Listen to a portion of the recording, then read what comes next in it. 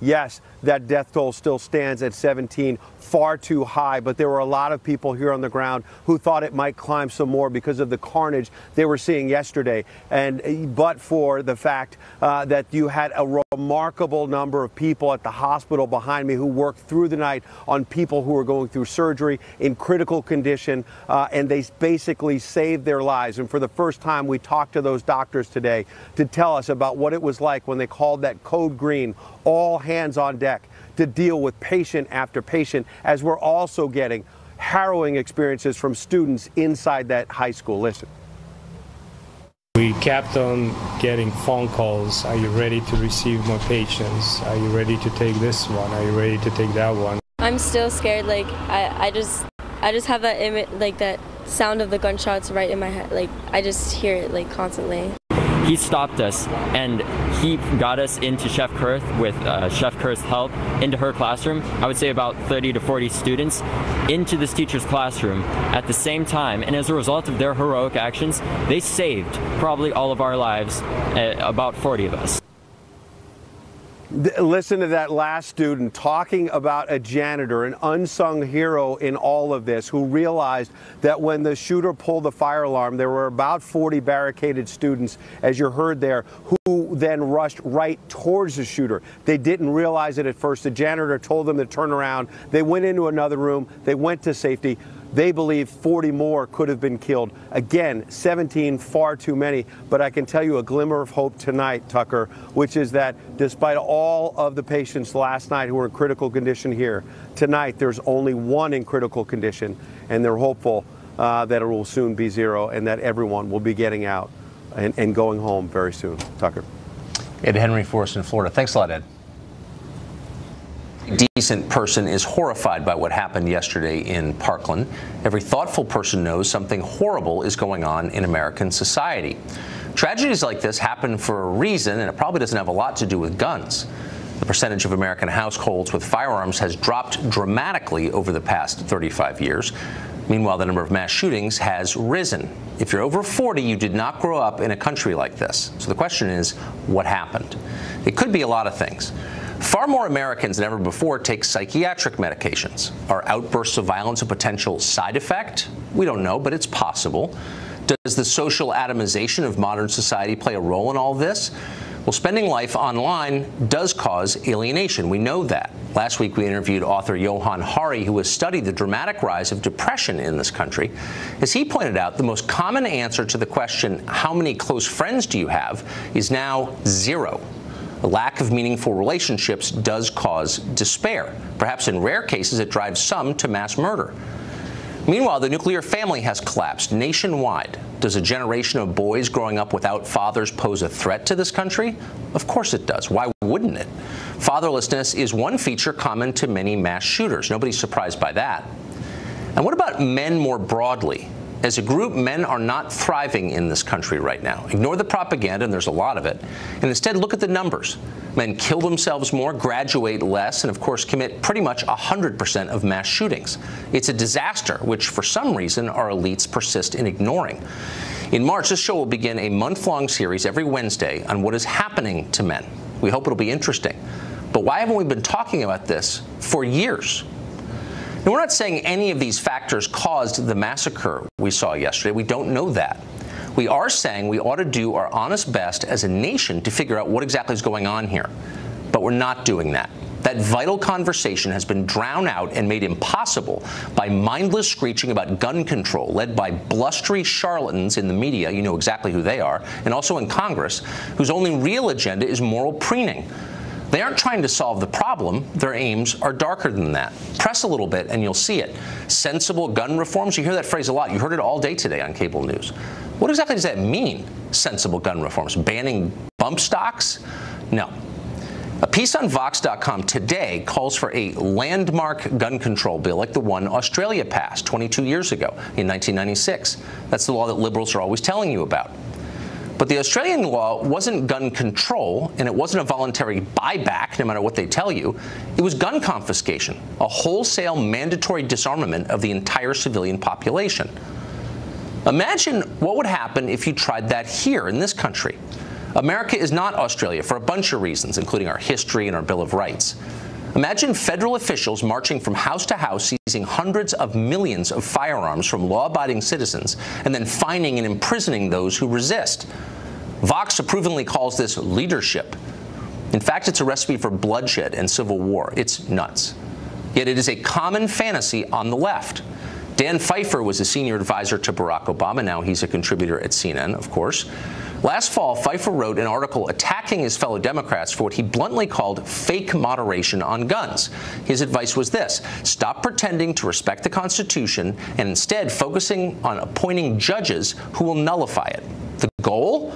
Gun seizures, ammunition regulation, the disarmament of the American population, a country where only the people in charge have guns and everybody else obeys. In the wake of yesterday's shooting, Pfeiffer's piece is going viral on the left.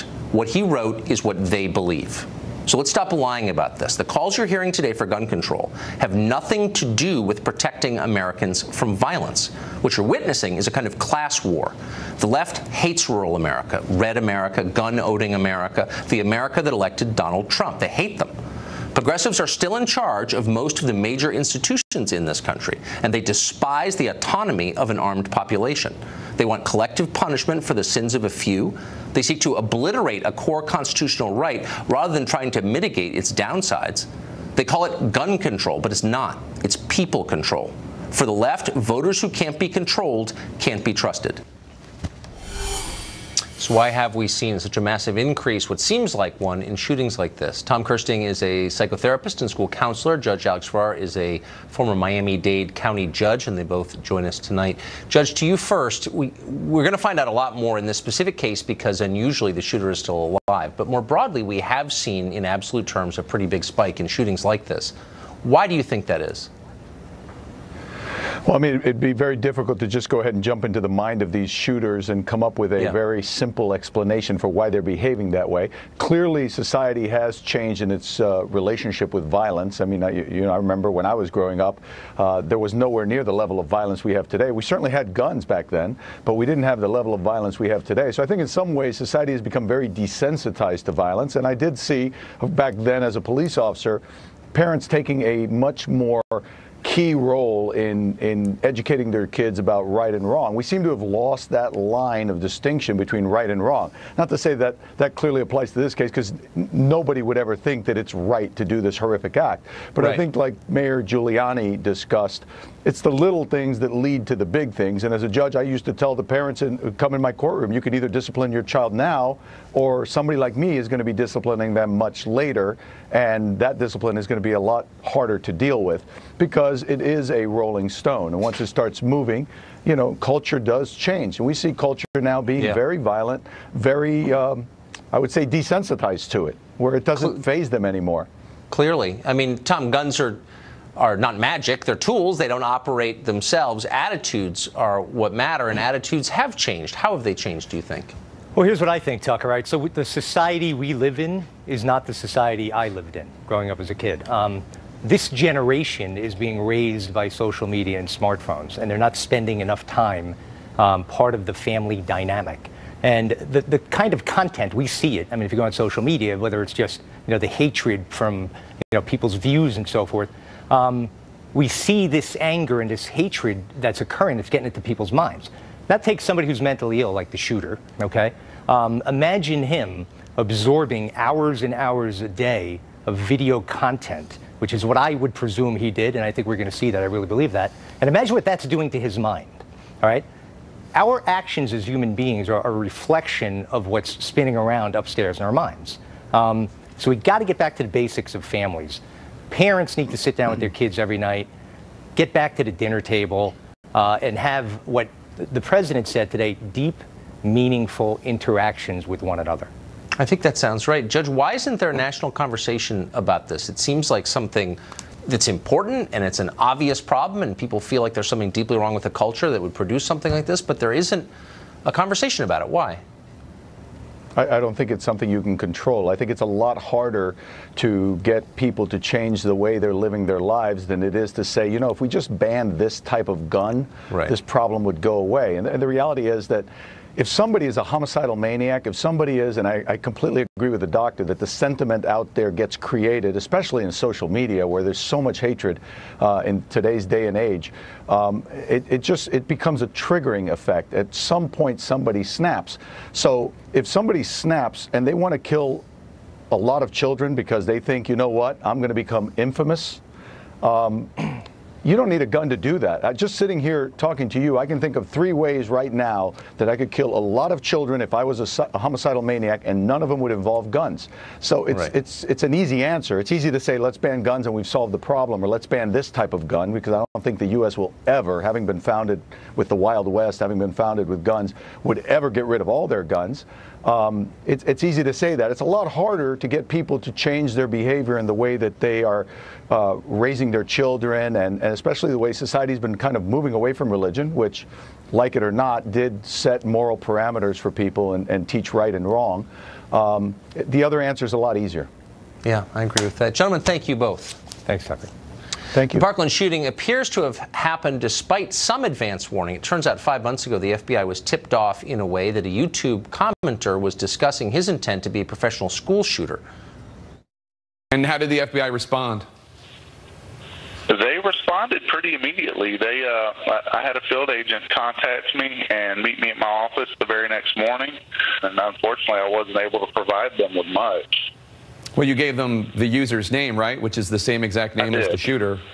I'm sure had more time and effort been put into finding out who the username belongs to, if that's even possible. I don't know how many Nicholas Cruzes there are on YouTube, but they would have been able to find out who this person was. But as you heard, the FBI was not able to identify Cruz. In 2017, the FBI received information about a comment made on a YouTube channel. The comment simply said, "I'm going to be a professional school shooter." No other information was included with that comment, which would indicate a time, location, or the true identity of the person who made the comment. The FBI conducted database reviews, checks, but was unable to further identify the person who actually made the comment. Ron Hosko is a former FBI assistant director here in Washington, and he joins us tonight. Ron, thanks for coming on. My pleasure. What happened here, do you think? You know, I think that at first blush, I think the FBI worked within its guidelines. The FBI is bound by a document, it's about this thick, it's known as the Dialogue. They take that Bible very seriously, and it's really a document that's meant to limit the power of the FBI, keep them from excess, and that guides when the circumstances in which they can open a case, the techniques that they can use in pursuing a case, very often when they must close a case. So we've heard that conversation with some terrorism cases that have been closed and then somebody strikes. We saw it in Boston and other places around the country. That document is intended to protect the organization, is intended to protect you and I from FBI excesses. So in this specific case, how did that prevent the FBI from moving forward? Well, I suspect what happened here is, as they're working within their guidelines, there's a couple levels of cases that they can work. The lowest level of that is essentially, it's called an assessment. I have very little information to start. I do not have enough predication to start a preliminary inquiry or a full investigation and use all the FBI's tools. I have very little. The guidance of the Dialogue also does this. The FBI is a federal investigative agency. Its focus is on the federal law. That Dialogue is pointing them towards federal crimes and national security threats. And here, on its face, you may have neither of those two things. You have some words that some would say, that's freedom of speech. Right? I'm not threatening somebody directly. I'm just throwing up some hate supposition on the internet and walking away from it, stirring people up. That's a totally fair point. Right. I wonder, we've been pretty tough on the FBI recently on this show, and I think in a way that's warranted. But I also think in cases like this, are we vesting too much confidence in all of our law enforcement that they can prevent people bent on mass murder from committing it? That seems like a lot to ask. Well, that is a lot to ask. First, I think law enforcement absolutely has to try to connect up. Yeah. And here, I do think the FBI probably owes us a little bit more clarity on what steps they took. However, if I don't like something you say on this show, and I'm sitting at the FBI, and you've been critical of them recently, they don't get to start a case on Tucker. Well, that's right. And start following him, because one of those things of an authorized purpose is it can't be for protected First Amendment rights. Now, I'm sorry, you a minute ago referenced DIAG, just for... The DIAG, right. DIAG. Can you just tell us what that's... Is that an acronym? What is that? It is the FBI's investigative and operational guide. Okay, so it's the handbook. It's the handbook. It's this thick. All right. Everyone is tested on it. They get lectures on it from internal legal teams. They adhere to that. It's audited. Their conduct is audited. There's somebody looking over their shoulder to say you did this right, or you were outside of the bounds on this. And First Amendment protected speech is one of those key areas that the DIAG talks about repeatedly. And so they may have had an authorized purpose to start an assessment, but they can use very few tools. And what Rob Lasky referred to right there is open source. They can do database checks, other government agency database checks, or open source. And that's about it. This is not the type of case where you're going to go to the U.S. Attorney's Office and say, give me a stack of subpoenas, I'm going to start chasing. So if somebody says, I may become a professional school shooter, who knows what it means, but if he said, I'm going to shoot up this school on this date, presumably the FBI... Now you have a better starting point, right? Okay. But here, if I'm listening to those words, and I've had this experience, one of my first questions is on its face, is this prosecutable? Will the U.S. Attorney's Office take this? The answer is no. No, it is no. Yeah, it's a shame. Ron, thank you for that explanation. My pleasure. I appreciate it. The left is using yesterday's tragedy as a pretext for disarming the population. No surprises there. Up next, we'll meet someone who thinks that's a good idea. Stay tuned.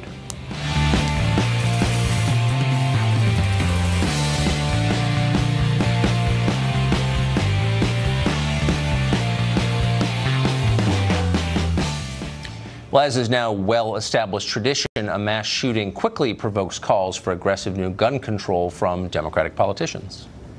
I believe in the Constitution, but no right is absolute, and common sense measures consistent with the Second Amendment are absolutely acceptable under our laws. In states and communities that have looser and laxer gun laws, there are more gun crimes committed. I have said over and over, I'd rather pass gun safety legislation than win the election.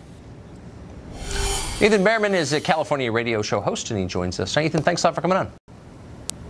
Thanks, Tucker. So the 1996 Australian example is something that liberals often mention. We said at the top of the show that Dan Pfeiffer, the assistant to President Obama and now a CNN talker, wrote a piece several months ago going around today about how that's a model for this country, the gun buyback, which was mandatory, so gun confiscation. So there are hundreds of millions of firearms in the United States. What do you think would happen if liberal dreams came true and federal agents tried? Israel, for that matter, which is where they have psychological background exams before you're issued the license to have your firearm. Switzerland has half as many firearms as we do, but they have 0 school shootings. Why is that?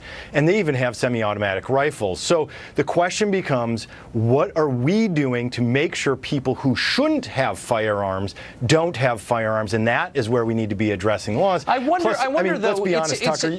It's interesting. I mean, there are so many, and the Swiss example is a great one. It's a very high percentage of gun ownership there. The government actually encourages people to have weapons at home, as in effect a militia. But you have very few mass shootings, and in fact, very little crime. I'm wondering why there are no calls from the left to ask real questions about American culture, and does the collapse of family structure, millennia-old family structures, maybe something to do with this, or the fact that, you know, a quarter of the population's on psychotropic drugs, or obvious things. Why does no liberal ever mention those? It's always about taking my firearms away. Why is that, I wonder?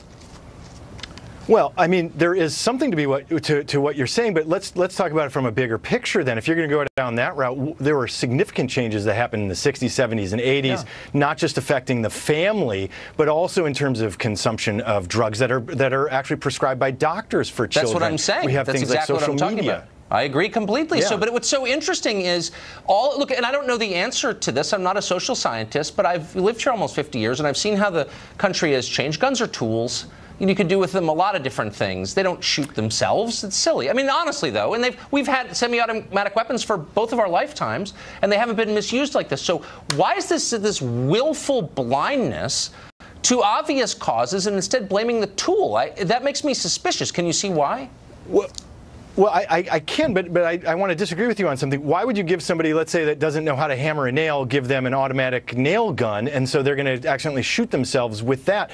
That's the same idea here with 100-round magazines. Bump stocks are absolutely meaningless and useless things that are just done to circumvent automatic weapons laws. Okay, there are common sense things that we can do to minimize the damage, Tucker. Minimize it. It's not real. Look, it's not real. There's one crime ever that I'm aware of ever in the United States in our history that was committed with the bump stock. I don't have any emotional attachment to bump stocks. They're stupid. They destroy your accuracy, whatever. Right. But that's so far from the actual point, which is what's going on to our society that would cause a 19-year-old boy to shoot his former classmates. Why does no one ask that question? And all these cable news demagogues, I care more than you do. But nobody asks the real questions. Why? What is this anyway? Talk about avoidance. Well, I know there are a couple of issues. This is actually a very complicated topic, and one of them is we have to change our laws regarding mental health care and getting people that you and I have talked about before, and it relates to homelessness that you brought up before. I agree. Mental health care is a crisis in this country.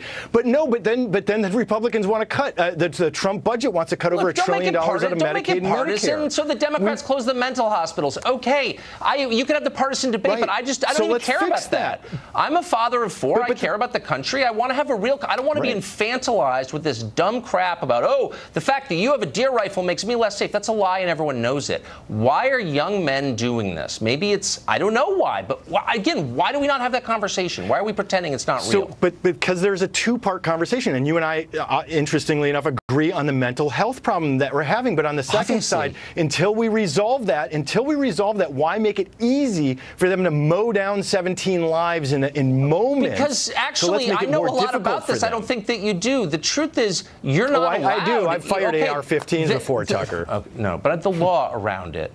If you're adjudicated mentally ill, you cannot buy a gun. No one who has been adjudicated mentally ill, to my knowledge, in a mass shooting has been able to buy a gun. The system, as it stands, works.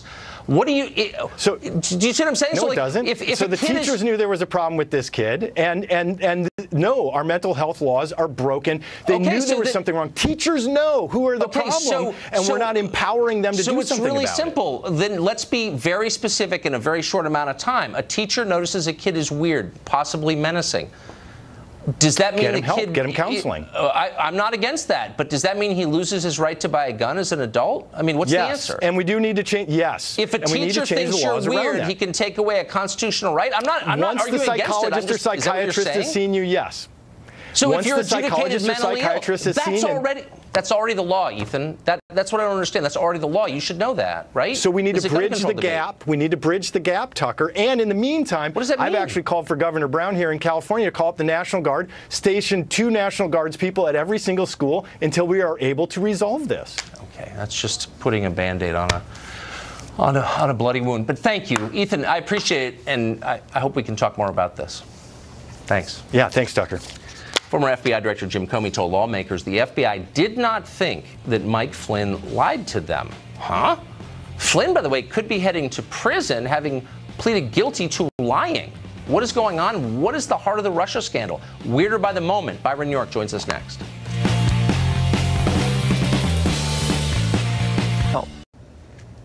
From the beginning, former National Security Advisor Mike Flynn has been at the center of the Russian collusion conspiracy theory. During the transition, the story goes, you've heard it a lot, Flynn talked to Russian Ambassador Sergei Kislyak and then lied about what they talked about, apparently proving the existence of a vast Russian takeover of the government. That's what you see on CNN. That's the basic account. Is it actually true? Byron York of the Washington Examiner has been looking carefully, and he reports that in March of 2017, Then FBI Director Jim Comey told Congress he did not believe that Flynn lied to investigators about his call with Kislyak. Instead, he said any false statements by Flynn were accidental. And yet, as we said, Flynn pleaded guilty to a felony for lying about that exact thing. What happened? Byron York in studio with us tonight. Byron, this is really confusing. It is confusing. Go back to January of last year. I mean, the papers were filled with talk about Trump and Russia. Actually, they still are. Yes. But they were talking about Trump and Russia and Michael Flynn and these conversations that he had in December during the transition with the Russians.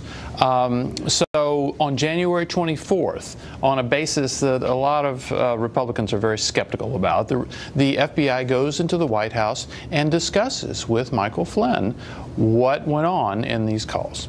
Now, there was a lot more news after that. Remember, with no lawyer present. This was with no lawyer present. That was Flynn's decision. Remember, there was a lot of Republican unhappiness because the substance of that conversation, which had been the Flynn-Kislyak conversation, which had been wiretapped because we wiretapped the Russian ambassador, had been leaked to the press. So Republicans were upset about that. They demanded that the FBI director, James Comey, come up to Capitol Hill and answer some questions. And they were surprised when Comey told them that the two FBI agents who had interviewed Flynn didn't think he lied to them. And if he said anything inaccurate to them, that it was not intentional. So they took the impression, these lawmakers took the impression that, well, I guess Flynn is not going to be charged in this case. And then fast forward to December 1, he pleads guilty to doing just that, lying in that particular meeting. Which doesn't make any sense at all. So that suggests that Mueller had a different interpretation of it, and somehow convinced, or Flynn was convinced, to plead to something that Comey said he didn't do in the first place. Do you have any idea what the explanation for that could be? Well, the big change, of course, was that President Trump fired James Comey. Right. And as a result of that, Robert Mueller was appointed the special counsel. He assembled a team of very aggressive prosecutors, and all of a sudden Michael Flynn is back in it. It's not clear, did they have more on Flynn, that they pressured him to do this?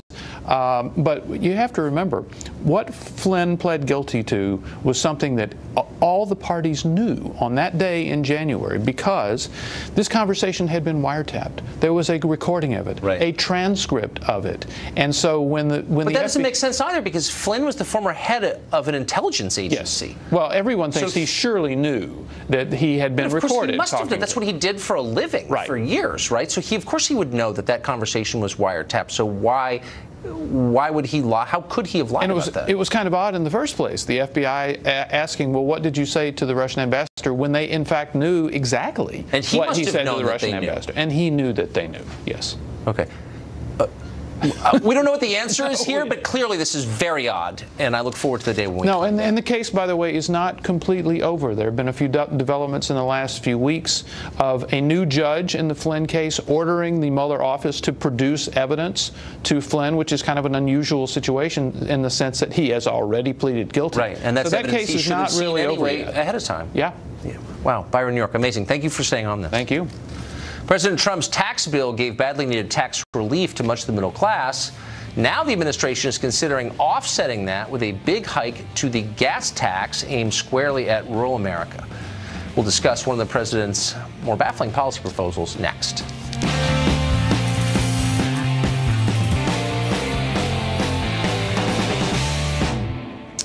Well, the Trump administration just signed a significant tax cut for a lot of the middle class, but now there are calls to claw a lot of it back.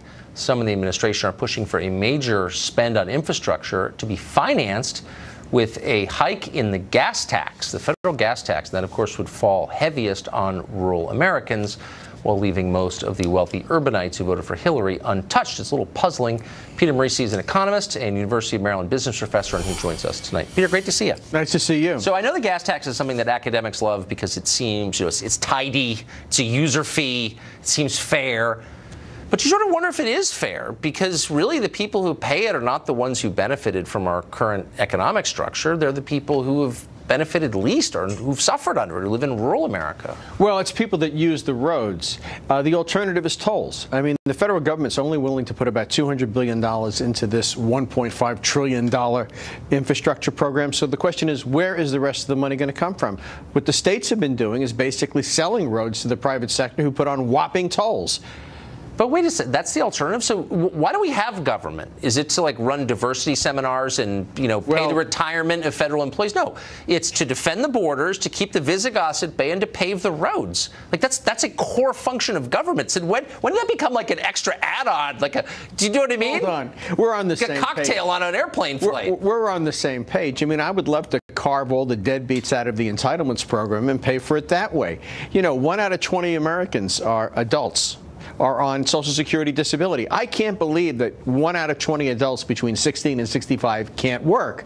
But the Obama administration's strategy for keeping unemployment down was to basically give everybody a disability pension. Wait, but can we just, and but I'm saying that's where we get the money from. I'm just saying, can we start at the beginning, which is that paving the roads is not just a core function, is maybe the core function, going back to Rome, of a government. And now they're telling us, well, we're either going to sell it to some private equity group that's going to, you know, shaft you, or we're going to, you know, make rural America pay more. It's just, where do we get to these choices? Well, it's as old as the country. You know, back in the early days of the Republic, the towns and villages couldn't put roads up, so they would have small syndicates of farmers and artisans who'd pay for the roads because they wanted to get their products to the market, and then they'd charge tolls. So we had the turnpike period. By the way, they all went bust, and a lot of the turnpikes that we have now are going bust, including 2 that Mr. Pence established. Well, so, I mean, look, but if you work backwards from first principles, here's what you get to.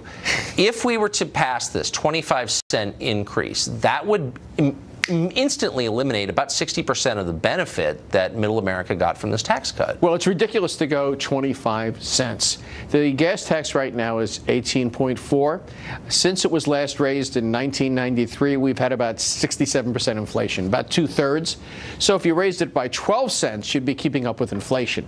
That would be much more reasonable. But, you know, a lot of the gas tax is wasted. Let's forget about all the deadbeats on welfare. For example, they take some of that money for mass transit in New York or in Washington. And whenever you do that, all they do is increase civil servant salaries. Of course. They use it for bike paths, beautification, things of that nature. No, but so if this were, and then there's Davis-Bacon. No, I couldn't agree. I'm with you on all of that stuff. But for some reason, the Chamber of Commerce is pushing this gas tax stuff, and you sort of wonder, like, so who uses the roads? Well, one of the biggest users of the roads is one of the biggest companies in the world, whose owner is the richest man in human history, Jeff Bezos of Amazon. You know what they paid in federal tax last year? Let me just do the math in my head. Oh, nothing. Nothing. According to a report for the Institute on Taxation and Economic Policy, Amazon paid nothing. And yet, a lot of the, you know, that's their business, is using the road. So why can't we just assess Amazon for of lobbying? Yes, you would. Yeah, I think that's right. My feeling is there's a lot of inequities in the tax structure. For example, the carried interest. We all heard about how Mr. Trump was going to get rid of the carried interest. He said so when he was running for president. But unfortunately, Cohn, Mnuchin, and Trump benefit a great deal from it. So somehow or other, it got left out of tax reform. And those guys continue to pay very low rates on their income. There are a lot of inequities in the system. We could certainly pay for the roads by cleaning up entitlements, by getting some of the still privileged loopholes out of the tax system. But unfortunately, that ain't on. And so they talk about a gas tax. I like a gas tax better than, for example, tolls and things of that nature. Well, of course, selling public property to private companies. They did that with ticket collection here in D.C., and it's been a complete disaster. Well, they did it with parking meters in Chicago. Same thing. But again, that shouldn't be our choice. But just really quick, 3 steps back. If this goes through, the Chamber of Commerce gets its way, and rural America has to pay the bills for Amazon, no federal taxes last year. Do you think people start to think, I'm getting the wrong end of the stick? Well, I think that's one of the reasons it's so difficult to pass an increase in the gas tax, and that's why it hasn't gone up in over 2 decades, is simply because it is unfair that there are so many people in this country that are terribly wealthy that don't pay a whole lot of tax. Yeah, and like all the MSNBC hosts who ride their bicycles in from Brooklyn, they're not going to pay a single dime in this. You know, maybe we'd have a bicycle tire tax. How about that one? You know, $3 a tire. If you're riding your fixed gear in from Brooklyn, you're going to have to pay double. That's my rule. Peter, great to see you. Take care. Thank you. Well, it's not just politicians who were irresponsible at yesterday's shooting. Celebrities went completely over the top. Not surprisingly, Mark Stein's been paying attention. He joins us next.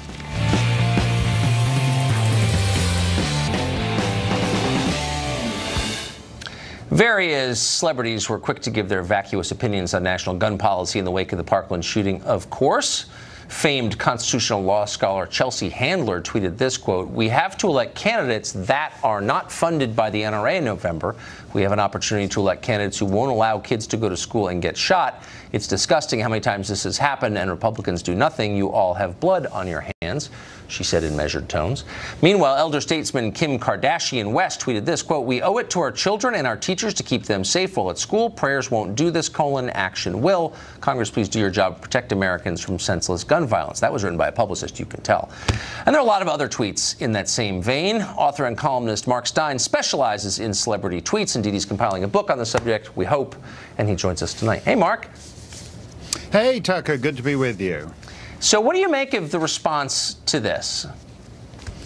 Well, you know, at a certain level, I understand these idiotic tweets because the defining act of these school shootings is the absence of meaning. I mean, if you compare it with, say, that ISIS guy on the bike path in New York who mowed down a bunch of people because he wants to usher in a new caliphate worldwide, in a sense, when you're doing it for Allah, that's easier to understand than these completely empty purposeless events where a guy just kills a bunch of school kids for no reason at all. And in that vacuum where we search for meaning, people pour their lamest, dreariest tropes. And so to blame it on the NRA is the default position of most celebrities and most Democrats, and that's what they do. But it's precisely because there is an absence of meaning in this event. It's precisely because a guy kills 17 people for no reason whatsoever. They did nothing to him. That suggests what you said at the top of the show, that the reasons for it are deeper, more complex, and it behooves us, in memory of the dead, to actually talk and think seriously about it. I agree with that. It's a very deep observation, though, about the hollowness at the core of these things. What do you think, and I don't know, you don't want to speculate, no responsible person does, but you've watched years of this. What's your instinct about some of the causes of it? Well, for example, I mean, I think it is much. You talked about social atomization at the top of the show, Tucker, and that's true. But the fact is that the combination of factors means you can be socially entirely dysfunctional and actually have a what seems like a rich and rewarding fantasy life through technology now. You know, if you're in the late 19th century, if you were a miserable social loser, you were basically just on your own kicking a can around the backyard. There was nothing else to do. Now, like this guy, you can go on the internet, you can make threats that attract the attention of the FBI, apparently. You can lead a rewarding life, communicating with some guy in Uzbekistan or Papua New Guinea, all over the world. And in some sense, that fantasy life is more real for people than actually, you know, going to the soda fountain and having a chocolate malt with friends or whatever they were doing 50, 60 or years ago. And that's very disturbing. The fact that the void is now rewarding and fulfilling, there is great peril in that, because it suggests we're going to have more of these kind of people in the years ahead. The effects of technology, we have not paused long enough to consider what they are, but I suspect you're absolutely right. This is one of them. Mark Stein, thank you for that. Really interesting. Thanks a lot, Tucker. President Trump is starting a shadow war with Russia in Syria. Surely that proves he's not Putin's puppet, or is that just what Putin wants us to think? That story next.